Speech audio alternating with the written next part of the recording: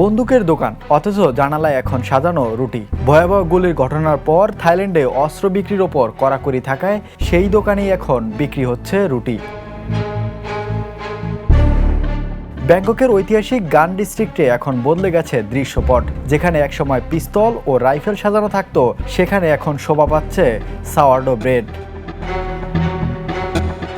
2023 সালে ব্যাংককের একটি শপিং মলে গুলির ঘটনার পর থেকেই থাইল্যান্ডে অস্ত্র আমদানির ওপর নিষেধাজ্ঞা রয়েছে।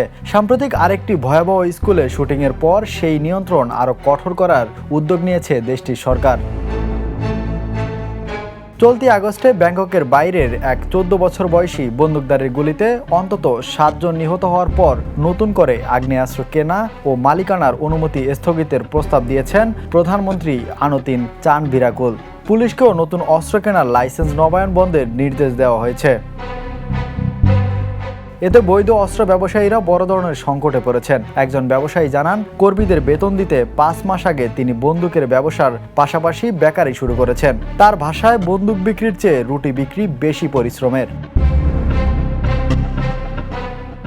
তবে ব্যবসায়ীদের আশঙ্কা, বৈধ বাজার বন্ধ করে দিলে অস্ত্রের চাহিদা কালোবাজারের দিকে চলে যেতে পারে। 2017 সালের হিসাব অনুযায়ী থাইল্যান্ডে বেসামরিক নাগরিকদের কাছে আনুমানিক 1,30,000 আগ্নেয়াস্ত্র ছিল।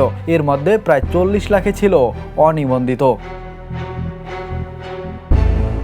তাই প্রশ্ন উঠছে, কঠোর আইন কি থাইল্যান্ডের বন্দুক সহিংসতা কমাবে, নাকি বৈধ বাজার সংকুচিত হয়ে অস্ত্রের কালোবাজার আরও শক্তিশালী হবে?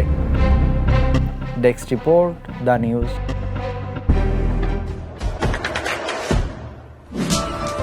দেশে দেশে সবার সাথে দ্য নিউজ।